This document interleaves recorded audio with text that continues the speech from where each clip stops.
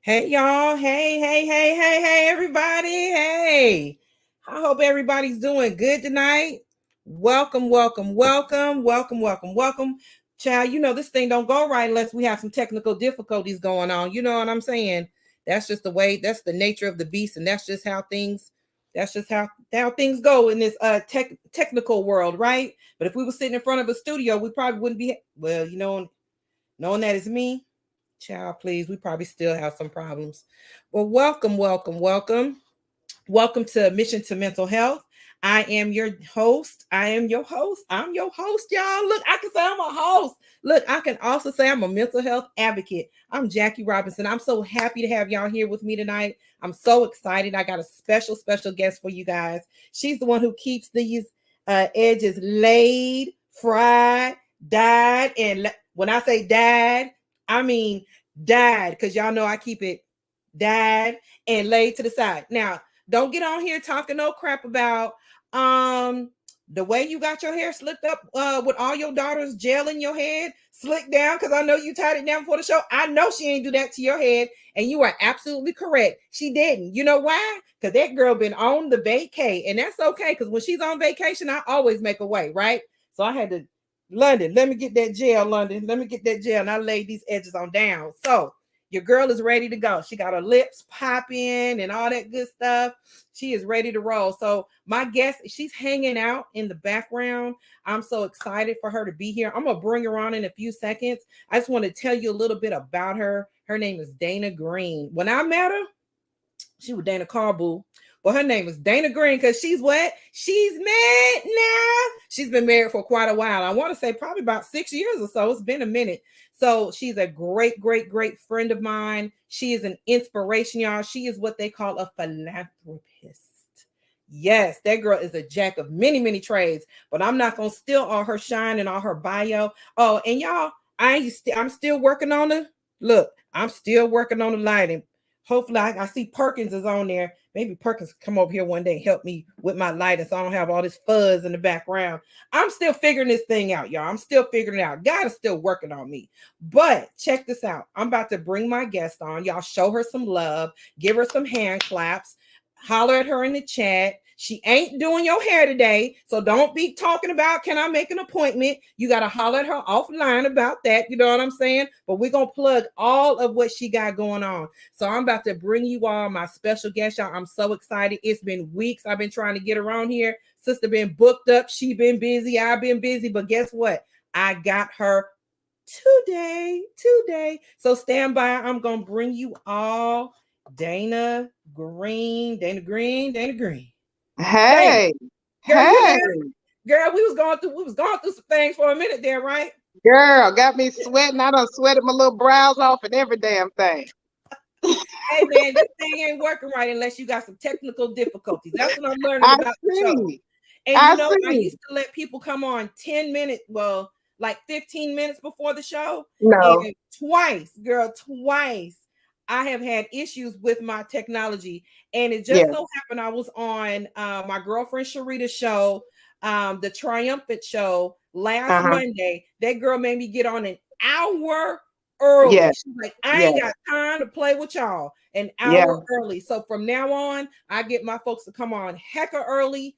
And I look, you got me sweating too.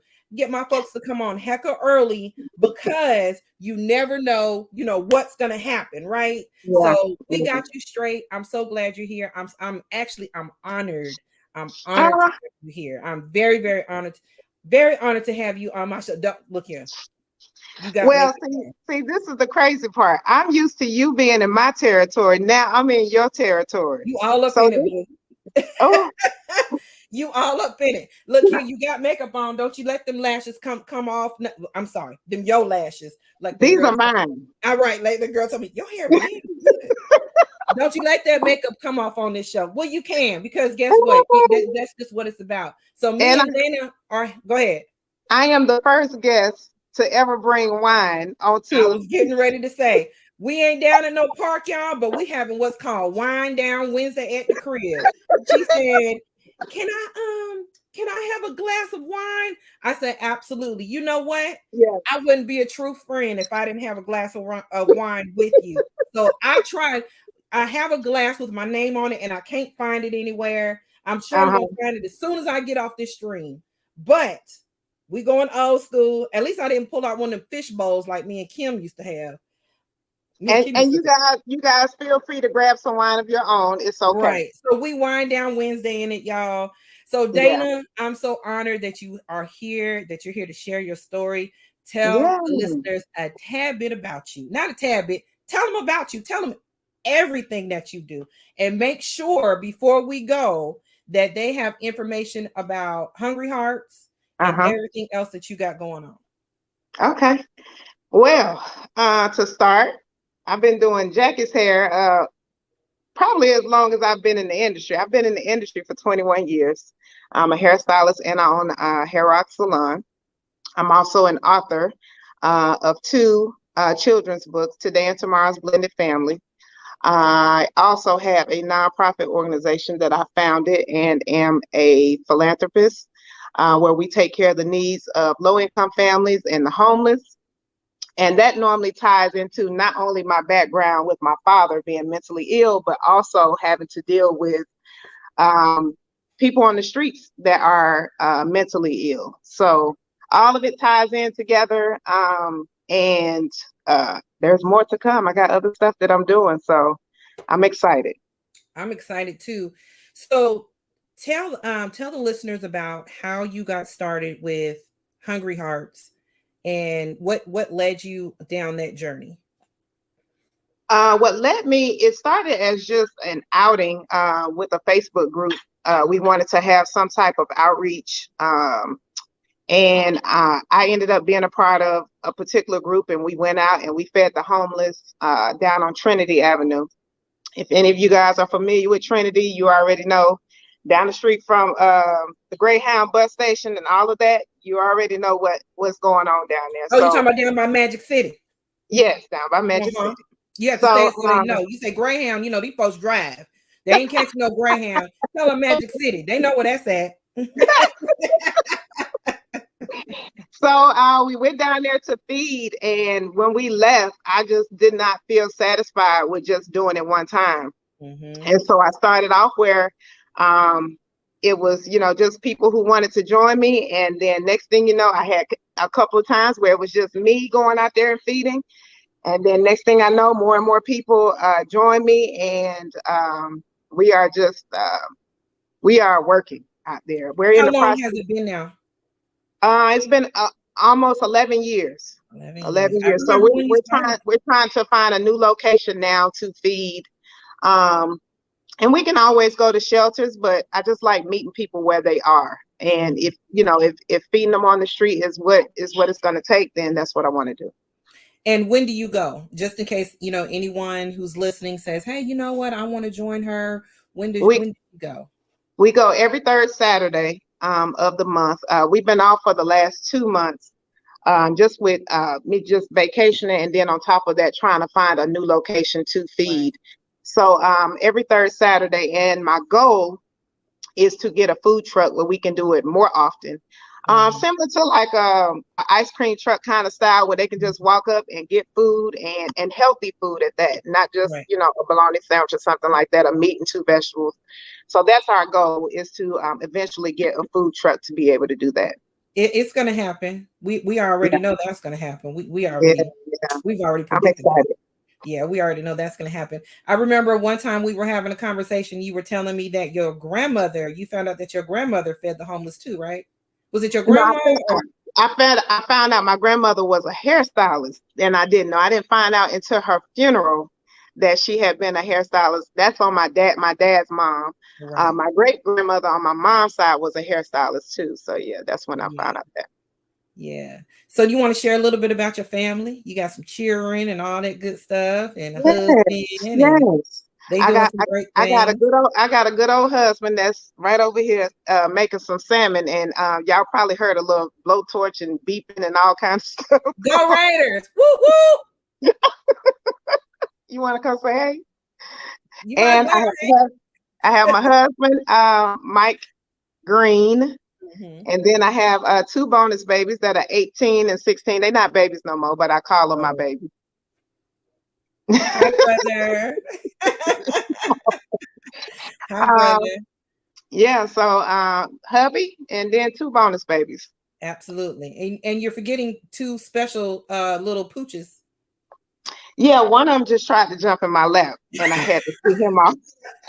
I got two boxers, grits and gumbo. Grits and One gumbo. is I love 88, grits and one is gumbo. 88 pounds and the other one is 75, 80 pounds. So Yeah. yeah, They not babies, they big old babies. Those they this big is big babies. old Yes, babies. Yeah, yes, they big old they're babies. big babies. So, this show is about mental health. And Yes. so we getting ready to dive into it.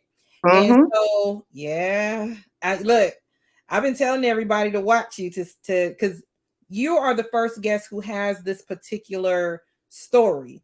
There are Mm-hmm. people who care for their loved ones and things like that, but Mm-hmm. typically their loved one has Alzheimer's or dementia, and they don't have to go so far to have guardianship of them and things like that. They pretty much Right. put them in facilities, and the facilities do all the work. Mm-hmm. And but that's not your story, right? No, it's not. Yeah. So how did mental health enter your life? Oh man. And my mom is the ultimate memory of every family function or happenstance or whatever. So mom, I want to apologize now if I skip over something. Because she's watching. Hi, Mama But Sheila. so it started out, I was very young. And my dad had he went after Vietnam to pretty much, she said that he was like military police, Right. went over there pretty much after Vietnam. And when he came back, just from stories that I've heard, when he came back, he started having different symptoms of Mhm. sarcosis. So it was just different situations where he felt like people were looking at them. Like she said, there'd be times where they would be laying in the bed and he felt like somebody was looking through the roof at them, just different things that was just showing that he was having these mental episodes. And so she tried to go to the courts, pretty much to get help when it came to him. And the judge was pretty much like, well, ma'am, I just think you guys are having marital problems. You guys need to work it out. Mm. So then at that time, my mom was young. She had me at 21. So I believe my dad was maybe 25 or something like that. Right. And how, So how old were you at the time? I probably may have been 3 or 4 because she left when I was around 4 or 5. So it may have been around 3 or so. Hmm. And so just different things. More, it started getting worse. And then he became violent. And so it was just a situation where, she had to choose between her safety and protecting me Right. and or staying married. Right. And so thankfully she did end up staying married to him because that ended up helping me legally on down the road when it came to having him committed and, going back to the courts to do everything all over again. Right. So when you were that age, before mom left, do you have Mhm. any memory of your father before your mom decided to leave? Do you have any Def, memory of def, him? Because you were a um, baby, really. right. The memories that I do have were of him in the good times. So I remember him just adoring me and just, I was daddy's girl. I was the only child, so I was daddy's girl, and I pretty much got my way. So my mom was saying that, that was another reason why she noticed a change in him is because he whooped me, but he whooped me um, like he broke the buckle off of a belt when he whooped me. Right. And she said that's how she knew that he was changing mentally, because that just wouldn't have happened if he was in his regular mental state. Right. So did he receive a diagnosis? Initially, no, So no, where was he? When he mom was left, where paranoid. did he go? He was paranoid schizophrenic, and he was violent. At the time when my mom left, my grandmother took over. His mom took over, and so I think with her, I don't want to speak for her. Um, and she's deceased now. But I believe for her, it was more so if she just didn't want to. She didn't want to go against the grain when it came to him. And so whatever he wanted, that's what he had. So she started, she started receiving Social Security and stuff like that. I guess, military benefits or whatever the case may be for him. And he just stayed in the house that we lived in. And from the day that my mom left, he never drove either of the cars again. The cars stayed in the back of the house the same exact way that they were when she left. Like everything was just so uniform to the day of my mom leaving. So my grandmother pretty much just, allowed him to stay there. They paid certain bills. He had a time where they had a pipe that burst in the yard or something like that. Right. And he wouldn't let the water company into the yard to come and fix it. So, at that point, it was just like, well, we're just going to turn the water off.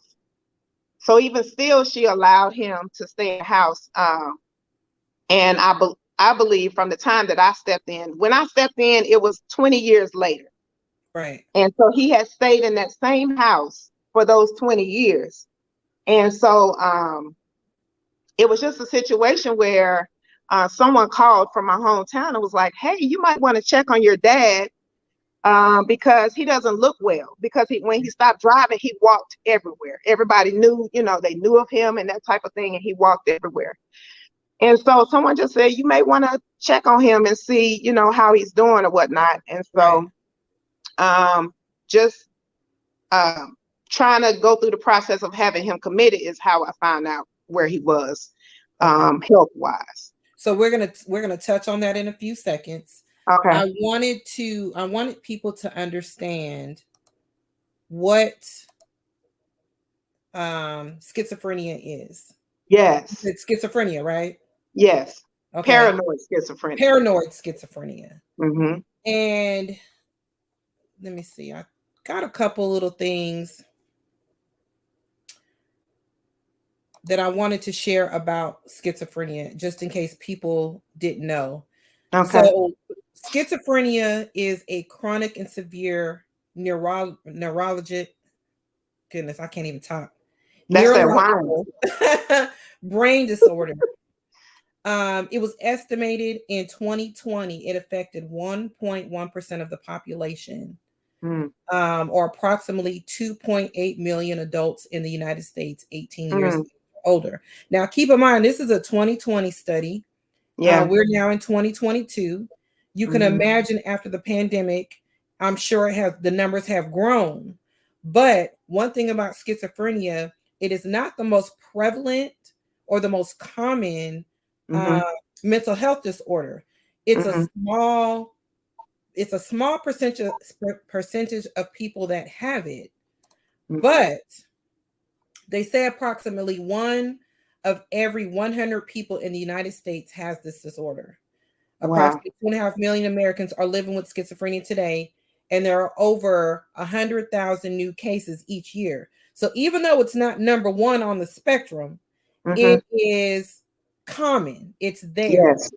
Yeah. And people don't really understand how it affects people or what it means. A lot of times people like to say it's crazy. So it only affects about 1% of the population, but schizophrenia is the most disabling disease of affecting humans. Yeah. It's the most disabling disease. There is no cure for schizophrenia. There is treatment, but there is no cure for it. And let me touch on that. When I was growing up, after my mom left my dad, it was just certain situations that happened. Like if we went back home, if we were driving down the street and my mom seen my dad, my mom was she was frantic. I could see the fear on her. And I never expressed that, but I could feel it and I could see it on her. Right. And then when I would go back home for like summer vacations and stay with my grandparents and stuff like that, Like I could be walking down the street and somebody be like, "Oh, that's Crazy Rufus' daughter," that type of thing. And I would hear it and I would just keep walking. And then I'm thinking like, like, man, he must be really scary, just, and it started being ingrained in me to a point where now when I have to be his caretaker, it's like I'm sitting back like I'm still afraid, because that's what has always been, in the frame of my mind. And so I really think that if you have a family member, especially with schizophrenia, if they have children, or it's certain ways that I believe that we should approach it versus labeling them, or calling them crazy, or making things fearful, or I think sometimes our ignorance of the illness does not allow us to embrace it and conquer it like we should within our families. Right. It's the fear of the unknown. It's the fear of the unknown. You don't really know what it is. You just know, okay, it's crazy, but what is it? It's the fear of the unknown. Yeah. Yeah.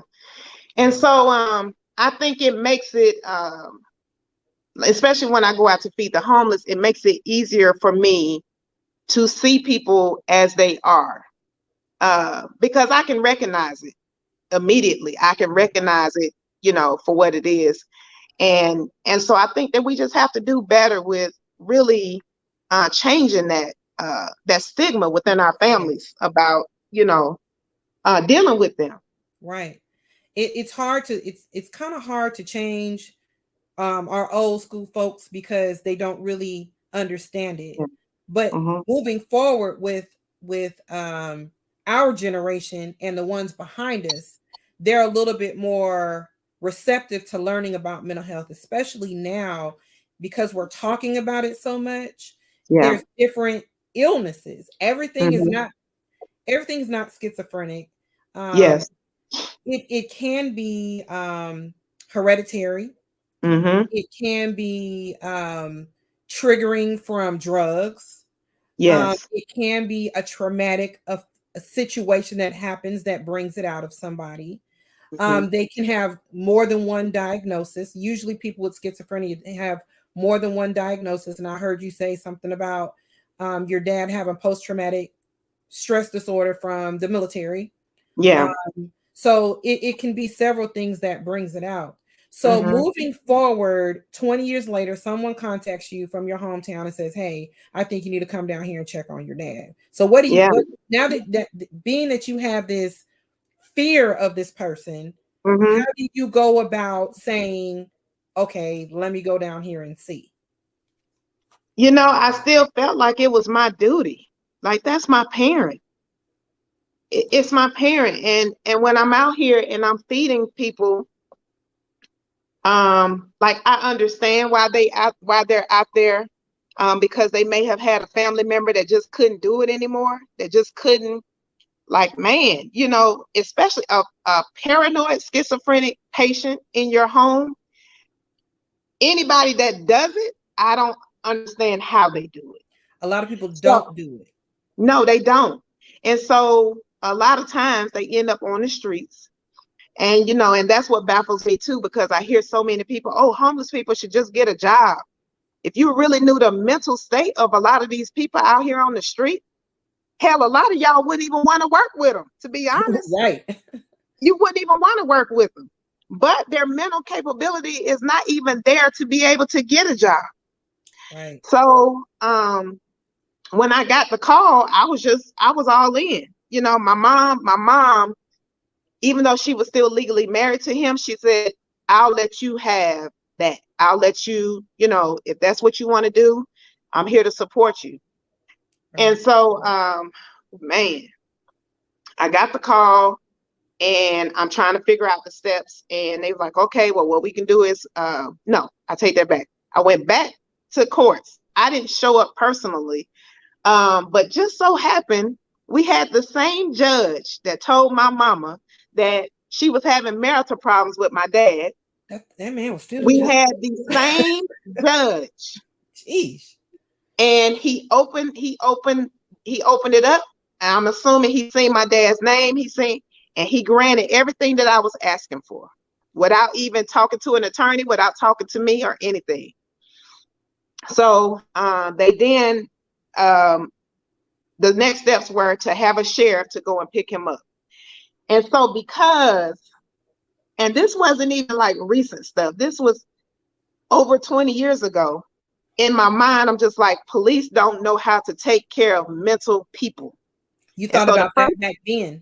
You thought about that back then? Back then, because with him being paranoid schizophrenia, he's violent. He's known to be violent. So the first thing I'm thinking is, please tell them to not harm him. Please tell them to not harm him. And so I'm waiting. I'm sitting there and I'm just waiting on to get the call that they got him. And they called and they was like, they said, we walked to the door and we told him what we was here for. And he said, okay, let me get my briefcase. Girl, I don't know what was in this briefcase, honey. I don't know what was in this briefcase. And let him tell it. He got a whole bunch of money somewhere. And I wish he would just go on to tell me. Just going to give it to just let you know where it's buried at. Yeah. Yeah. But they said, he said, let me get my briefcase. And he went to get in the car and he urinated on himself. So they knew that something health-wise was wrong. Correct. And they took him to a hospital to be evaluated, and come to find out that his bowels had been locked. I'm not sure for how long, but he had 3 liters of waste in his body that had that had just festered and just, I don't know how he made it. And so just from there, trying to find the right housing for him, because he walked everywhere, he was physically fit. And so we can't put him in a nursing home, because that's for people who need some type of medical assistance. Some rehabilitation. Right. But then we can't put him in a regular home because what did they say? I forgot what kind of home it was, but they couldn't put him there because he still needed monitoring. He needed to be in a locked facility because he would walk away. And so they tried what they wanted to do. And they sent him to a nursing home first, and he broke a male nurse nose. Then they sent him to maybe like a group home, I'm not sure. But this particular group home, he walked back to my grandfather's house, which was maybe over 20 miles away. This is a house he never lived in. And he walked. And my grandfather called and was like, do y'all know that Rufus, he's up here. He asked me for a hot dog, and he just and so I was like, oh man, like I don't know what to do, because he can't come, I can't control him. So He can't come live with me. So I don't know what to do. And so then the VA got involved. And I'm so glad when I tell you, it was heaven sent. It was just heaven sent. Yeah, that's a blessing, because a lot of people don't have that experience when it comes to the VA. Yeah. And so it was hard at first, because I still feel like that the VA has their times where they experiment on him, like changing certain meds and all that kind of stuff. But at the end of the day, the VA they got him into a group home, and I'm so grateful for the Mullins. I hope one of them will watch it. I'm so grateful for them. He stayed with them at least, it probably was at least 10 years that he stayed with them. So it was like a group home where they had other mental patients. They made sure that they took their medicine, they cooked for him, but he was still able to have a somewhat of independent life, where they would take him to get a haircut if he wanted, took him to Walmart, that type of thing.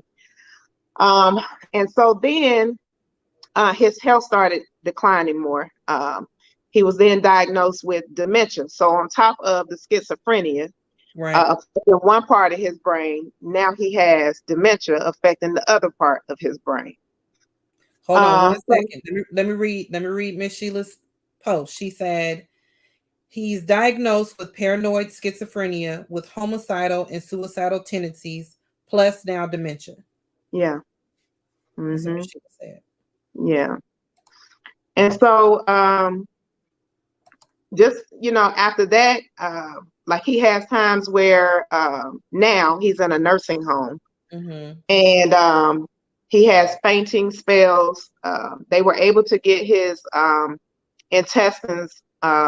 They ended up removing a certain amount of his intestines, and Right. he had a colostomy bag for a minute, and then thankfully he found another doctor that was willing to try it without the bag, and he ended up doing well with that. So now he's just he's in a nursing home, and um, just battling with that. Uh, the mental part, what I see, he's very medicated, so he doesn't have any type of emotion. He don't I was cry. getting ready to ask you, how does he act? Do you go visit? And when you do visit, how was that visit? How does he act? Does he know who you are now that he has dementia on top of the Mhm. schizophrenia and everything else? Does he know who you are? Okay. Honestly, I don't go visit. I make sure that he has everything that he needs physically. I'm on speed dial with the nursing home. I do monthly um, meetings with them where they keeping me updated on medicines if his medicine change. The reason why I don't is because it's hard. It is hard having a parent not recognize you. And it's hard having a parent like he'll look at me and he'll be like, "You're not Dana." And so I have to spend damn near 2 hours proving to him that I am. So when I was born and he named me, my middle name is Roxette, and it's spelled Roxxette. Mm-hmm.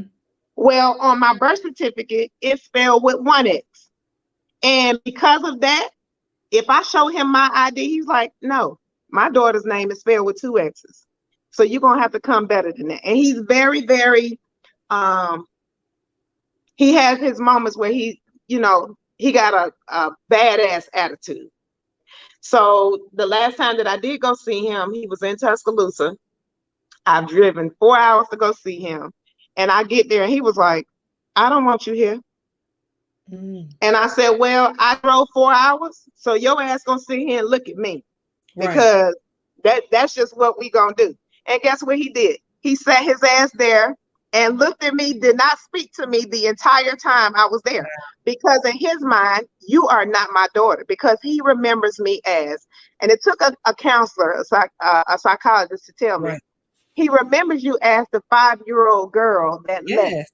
Yes. So now that you're coming back, he don't know who this grown person is trying to tell him what to do. He Right. want to see his 5-year-old kid. Right. And so I was like, man, like I never thought about it like that. So now Yeah. I try to be more open. Like even when I talk to him, if I call, he's very short. He don't want to talk long. He don't want to talk long. He's just like, "Who is this?" Okay, well, and he'll be like, "Tell me your name," and all that kind of stuff. And then I ask him how you doing, and he give one word answers. "I'm fine." Do you need anything? No.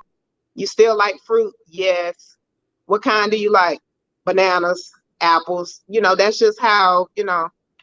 And so outside of that, it's like I just try my best to make sure physically everything that I can do when it comes to communicating with the nursing home and that type of thing, that I do it. It's Right. just hard. It's hard to see him and it's hard to talk to him um, in that state.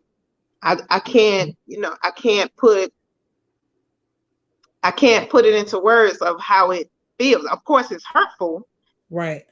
but to actually go through it and have to deal with it is, I don't know. And it's hard to see, Yes. little girls, we always want to be our daddy's baby, our daddy's girl, right? Yeah. Especially like I'm my dad's only child. I have brothers and sisters, but I'm my Hmm. dad's only child and I'm his daughter. So Hmm. I was always a daddy's girl. It's 5 of us. So my mother can never say, well, let me just throw this in right quick in case they watching. I am her favorite. Anyway, yes, you are. topic at hand. She never would say out loud who her favorite was because it was 5 of us. But my dad, on the other hand, he didn't have to say who his favorite was. I know one of my siblings is gonna jump on here. They just be getting so jealous when I say that. But my dad didn't have to say who his favorite was or anything like that. I was just his only daughter. So I knew what it was like to be a daddy's girl, even though it's dysfunctional as hell. But I was still a daddy's girl. So how did it feel not being able to have that daddy's girl relationship? You know what? It did not affect me, which is so crazy. And I don't know if maybe I just blocked it out, but it did not affect me as a kid. It never affected me as like, oh, my dad isn't here. It didn't affect me until I got grown. Like grown, like married and grown. Like I'll have ask you that. Like I'll have some times where I'm just thinking about him and I'll just get emotional and Mike be like, what's wrong? And I'll just be like, I want my daddy. And he looked at me, especially being that you have the best baby daddy on earth. You hear me? Sometimes I'll be like, damn, I wish that joker can adopt me. You got the best baby daddy on earth. You hear me? So when you see the relationship on how it's supposed to be, because he's phenomenal with his daughter, phenomenal with her, right? There's no question that she never say I was not a daddy's girl, because you are. Not that the boy is not a daddy's boy, but it's something about that girl, right? And deep down in the back of my mind, I still remember how he adored me. So just that feeling of, like, damn, and I think that's another reason why I want my own biological children as well, to have that feeling. I remember how it feels for him to love me, and I remember how it felt for me to love him. Mm-hmm. So, man, it just, and of course I had to go through plenty of sessions of counseling to deal with it as an adult. Absolutely. Because I was just always searching for that. I always just wanted a guy to love me like my daddy. I was going to ask you, did you don't want to say, fatherless daughter, because it's not like he dipped out on your mama. It's not that situation. But he was sick, right? And so you were fatherless. Mom didn't remarry or anything like that. And she's still legally married to him. I know it. She's still married to her baby daddy. She's still married to him. And so you didn't, and you had a great mom. You know how I feel about your mama, girl. Yeah, I know. Love your mama. We all love your mama. And so not taking any credit from her, of course, but how did it mentally affect you? What type of behaviors do you see that you had because you didn't have a father figure? Or if there were any. I think it was interacting with men, like being able to communicate, being able to forgive, being able to rationalize and see perspectives outside of mine. And when I hear stories about my dad, like people tell me that he didn't take no shit. Like my daddy was about it. Right. So when I look back and I look at my not taking no shit self, I'm like, oh, that's probably where I get it from. You got it from. Well, you got but here's from your mom too. Well, yeah. Because she don't play. His was on another level. I done heard some stories. I was like, woo, Lord, y'all stayed around for that? Like y'all stayed around my daddy to deal with that? Right. So, and I think it's not fair that I expected men to love me like my dad. because I think that's a different level of love, a different kind of love. And I think that was a real high expectation, Yeah. you know, to Yeah. put on anybody. To It's put on not fair. anybody. Yeah. Because at the end of the day, no man, and I believe it too, ain't Yeah. nobody gonna love me like my daddy did. Like Yeah. you can do things like my dad, but Yeah. my dad it's kind of like having a pet. Mm-hmm. I can be the worst of the worst of the worst of the worst, right? Yeah. Like my dog pissing all on my carpet and carrying on, right? Right. But at the end of Yeah. the day, Hey, that honey thing, bun. girl, honey bun in there with London, because she'll be on here barking. She'll probably be barking at the screen just because she see names on there. But she loves me unconditionally. Mm-hmm. She loves me unconditionally, no Yeah. matter what I say or what I do, how much I fuss because she peed on my brand new carpet. She loves me unconditionally. Not to Yeah. compare my daddy to Honey To a Bun, dog. but but no matter what I did, and Yeah. Joy, she's on here now. Um, she knows my daddy. She knew Yeah. my daddy. She knew that my daddy, me and her sister, she's one of my best friends, her little sister. Mm-hmm. And my daddy loved me unconditionally. So there is Yeah. absolutely no way that a man is going to ever Mm-hmm. love me like that. I Yeah. mean, he'll love me. He can love me, but he'll never tolerate the crap that I put my daddy through. Most men Mm. are not willing to do that. So yes, that is a lot to ask from a Yeah. man, especially a one that's kind of dysfunctional. Yeah. To expect them to do, things like that. You know what I'm saying? Mm-hmm. So mentally, Mm-hmm. since we're on the mental health show, what have you done to help support you with the feelings that you have Mm-hmm. about you, about your relationships, about people, about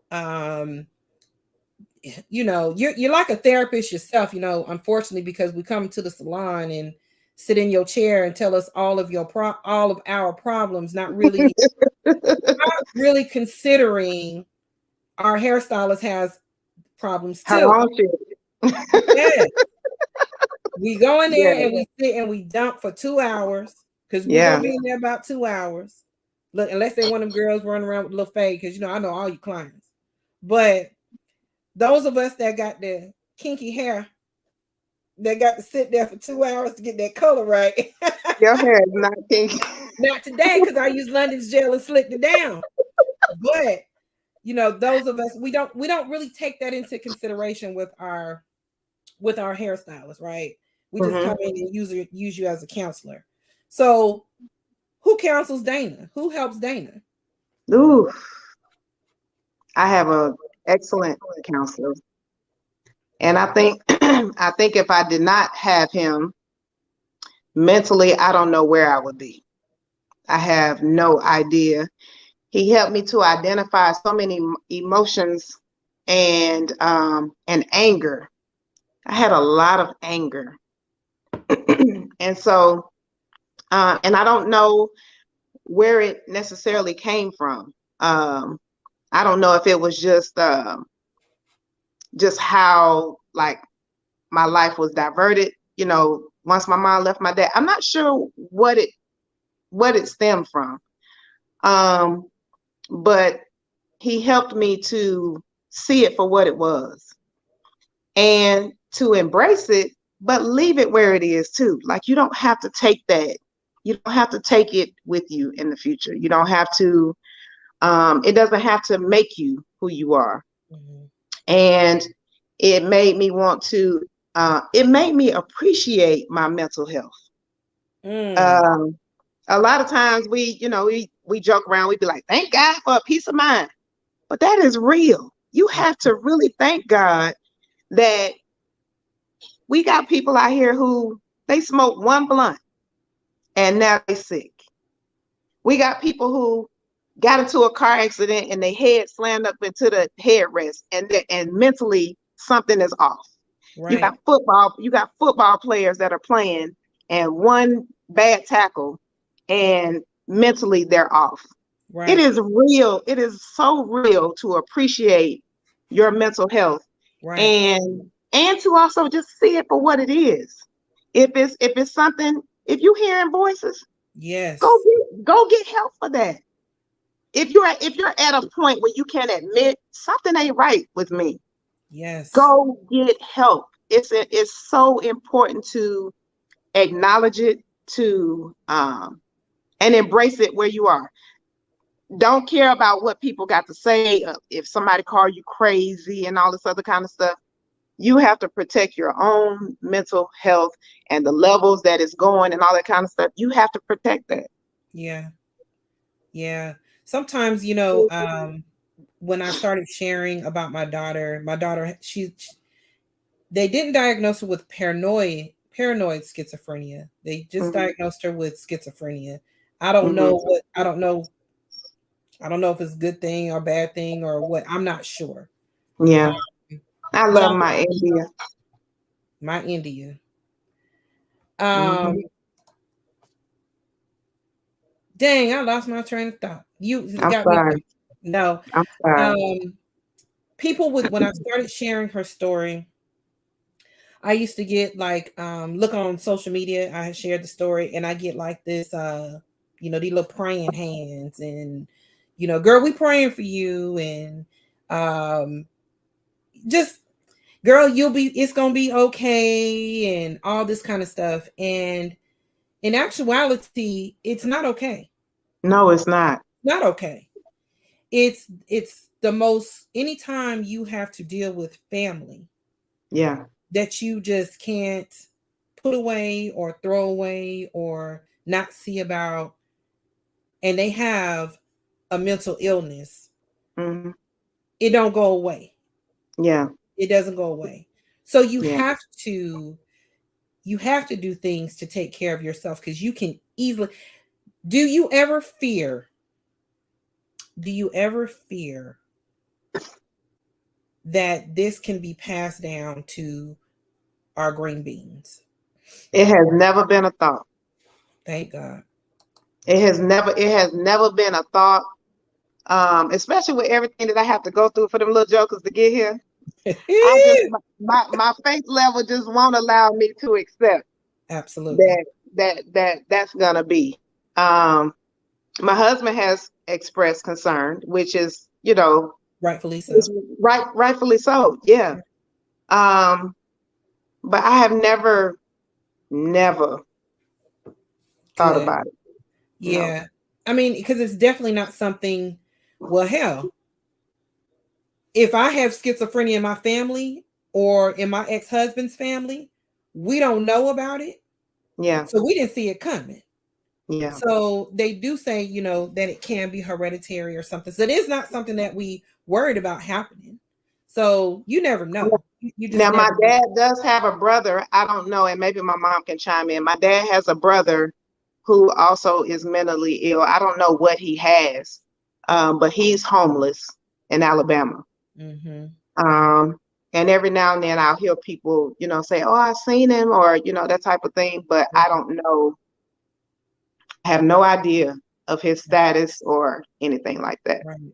So the good part about you is, you have turned into the yoga queen, the meditation queen, the Mhm. crystals queen, the queen, the I Yeah. make my own toothpaste queen, the the mental wellness, the mental wellness. You were like the mental wellness queen. I was like, damn, one day I saw a picture of you and Mike over the weekend when you guys were vacation and I saw your arms. I was like, damn, when I grow up, I need my arms look like her. I don't know what that girl over there. She ain't but a buck on 5. Well, according to my mom, on a couple pounds. So you a buck 10 now.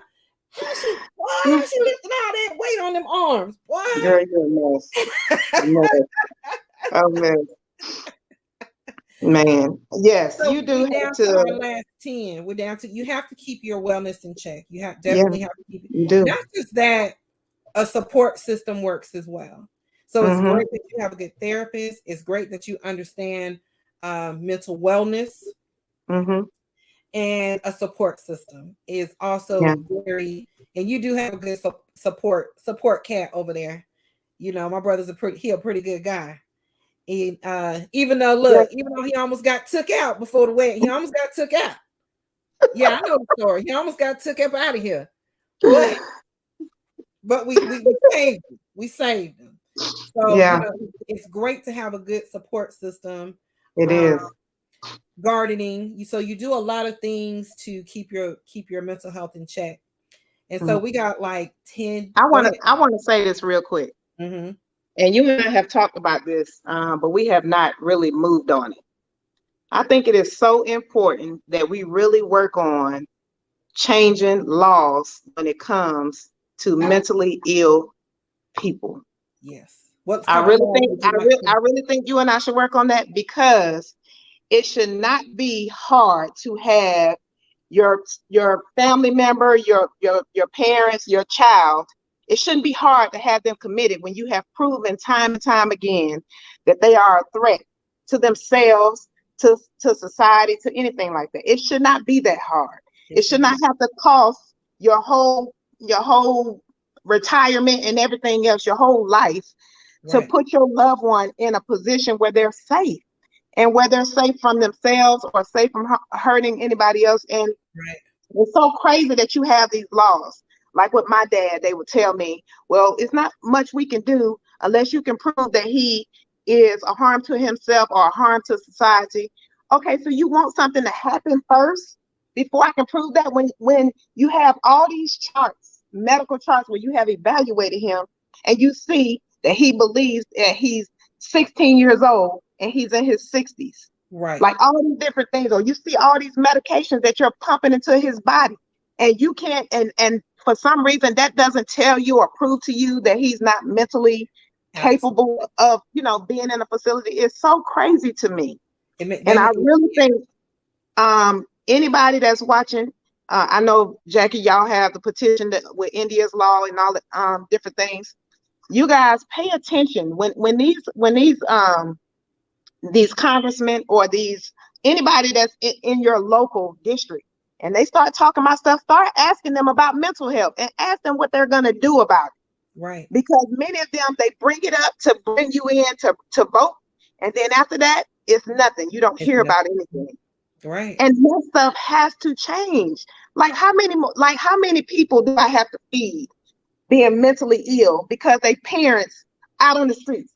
Because not just their parents, because their family couldn't take care of them because they're violent.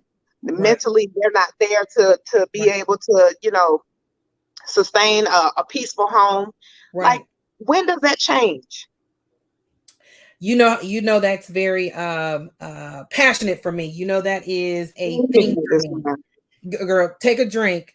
That is a thing for me, because I have tried and tried and tried, and people know my struggle. I do have to keep saying that. I choose to keep saying it. I won't stop saying it. There's no reason why my daughter is sitting where she's sitting right now, because somebody should have been able to listen to me, to hear. And I'm not alone. I hear it all the time. Especially since I started this mission, I hear it all the time.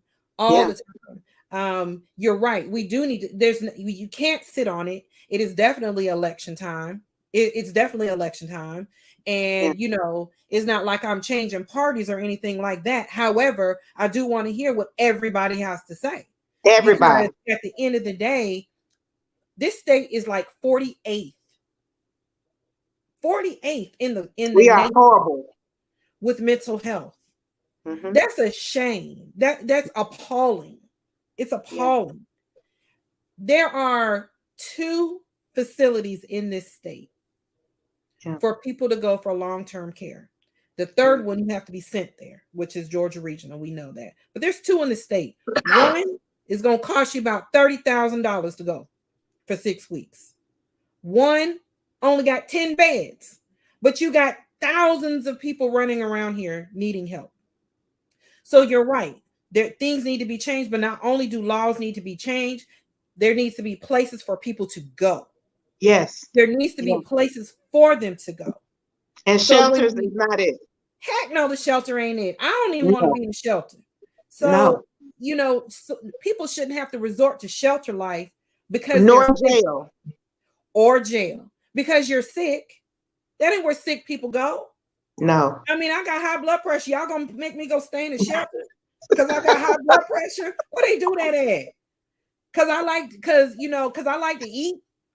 Y'all gonna make me go stay in the shelter because I like to eat, don't want to stop eating. Tacos. Y'all don't get me started on the tacos now. Because I got a taco disorder. Y'all gonna make me go stay off in the shelter? Where they do that at? You know what I'm saying? It's not right. So I agree. And I'm looking for people who want to run with me, like Dana, because I can't do it by myself. Hell, I don't even know what I'm doing.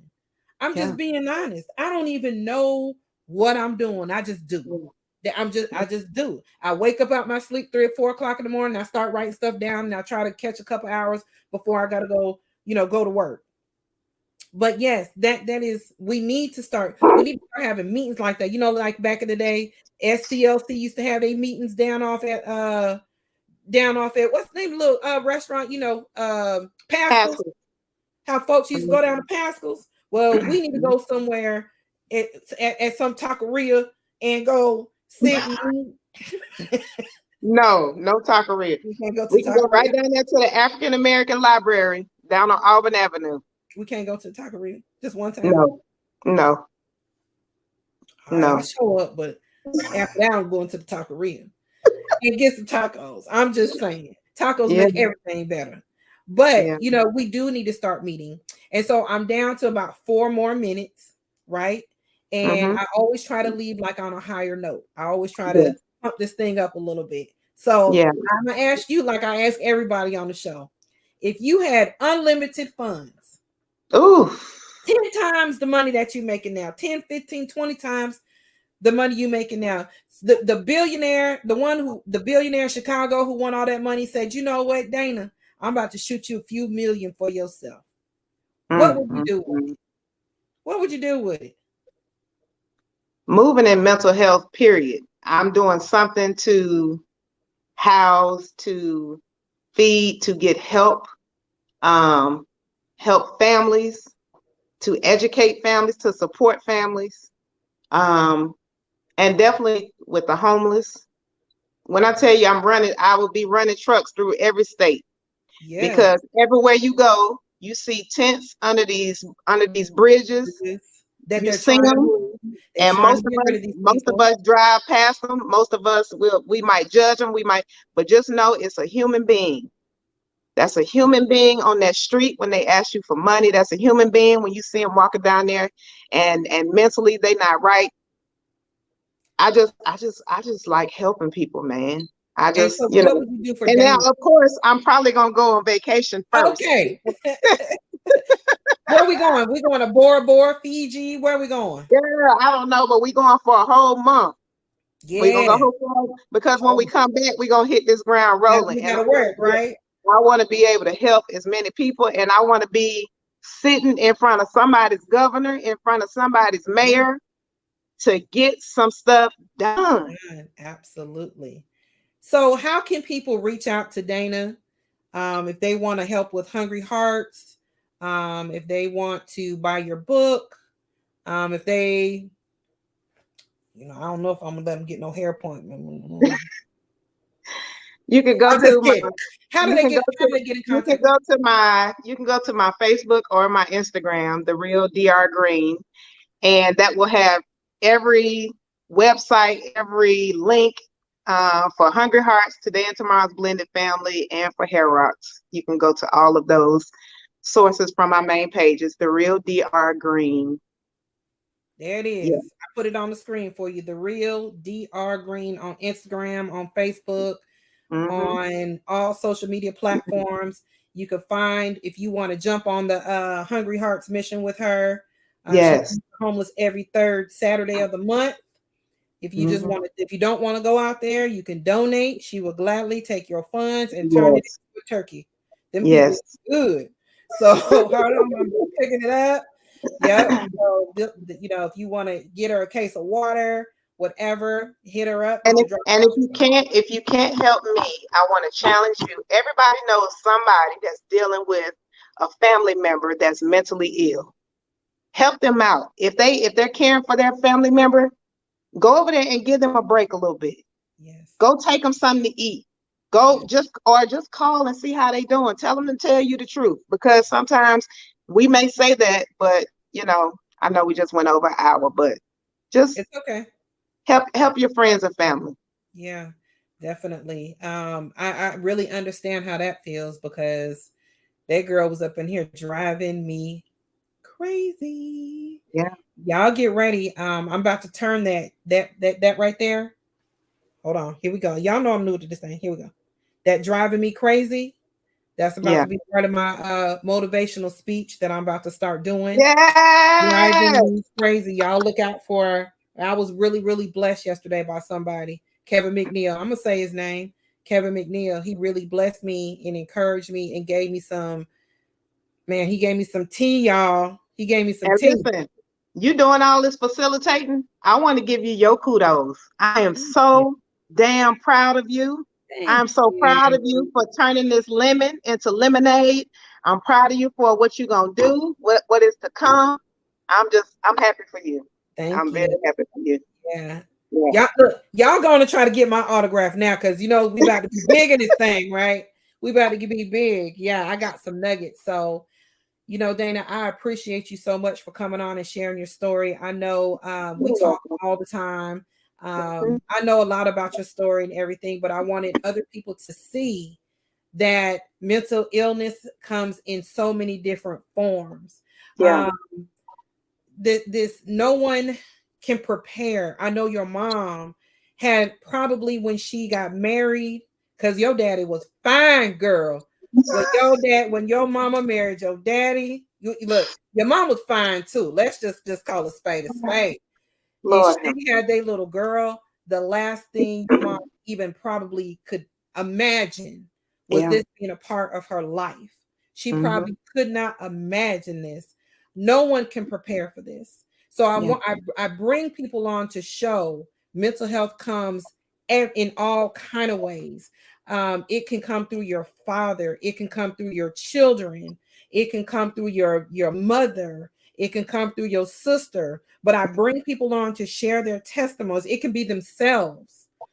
I bring people on to share their story so you can see there is no prototype for mental health. There is no Yeah. billboard for it. It don't look any kind of way. It looks like me. It looks like Dana. It looks like her fine daddy. It looks like, I'm telling y'all, the joke's fine. If I had his pictures, I'd have put them up. Oh my. It looks there is no way it looks right. So I bring people on to share their stories, share their testimony, that it can come out of nowhere. It can start when you're a kid, or it may not start when you're a kid. It can come when you're 10, 11, 12, 13, or it can come when you 19, 20, or it can come when you 35 or 40. Because guess what, we none of us are exempt. You know how they say we're one paycheck short from being just like them people on the street. Well, you Yes. are one mistake short from being like these people on the street. It Yeah. doesn't take much. It could be one traumatic event that happens to you. It could be Mhm. the death of your parent. It could be the death of your child. It could be a divorce. It could be that marijuana, somebody's weed that you smoke. It could be a drink you had at the club. It could be anything that can cause mental health to come into your life. And it doesn't have to be as severe as schizophrenia, but trust and believe, bipolar, Yes. anxiety, depression, Yeah. all that stuff can take a toll on you and your family. So I bring Yeah. people on so you can see that there is no way. I appreciate you all for coming on here with me. Dana, I appreciate you. I love you. You are my sister from another mister, from your fine daddy. Let me quit. Miss Sheila. He fine, all right, Miss Sheila. Bye. He Bye, fine. honey. So we ain't gone just yet. Got a couple little things I gotta share, and then we about to go. Hold on 1 second for me. Let me pop that. Latoya, yes, it does. Thank you so much for watching and commenting. Let's see. Y'all know the protocol. Y'all know the housekeeping rules. Please subscribe, like, Yes. share, Please subscribe, share. like, and share. We are growing this thing. I can't do this by myself. You got to get other people involved to help me out so we can get this thing going, right? So when you guys are watching foolishness, just tune back to me. Tune back Yes. to me and share my stuff. So when you share them foolishness videos on how y'all give a bald head man a whole weave of braids and locks, when you're sharing that foolishness, share mine, okay?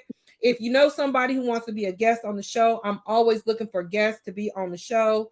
You can reach me at Mission for Mental Health. Email me. You all can get my phone number. You could get all up in my I got some fools, y'all. Y'all get all up in my DMs like them fools. Get up in there too if you want to. I read everything. Guess what? I be commenting and reading what them fools is saying. But if you want to be a guest on the show, hit me up on all my social media at Mission for Mental Health. And email me, missionformentalhealth@gmail.com. I appreciate you guys for watching. Next week, my girl Iwana is going to be on here. I just got chills just now by saying her name. Just by saying Iwana's name, I got chills because her story, she was supposed to be on a few weeks ago, but she had like an emergency with her son. But I got chills because I already know how deep her story is going to be. I already know. So I will see you guys next Wednesday. Rewatch. There go my baby. Let's Say see. hey, Let me look Auntie at Jack. Gumbo. Say Hey, Gumbo. Hey. They're like, who's tomorrow it'll be on Anchor FM. You can check it out on Spotify. So it'll be on Spotify. Okay. All right. I love you guys. Enjoy. Have a good week, and I'll talk to you later. You. Bye-bye. Bye.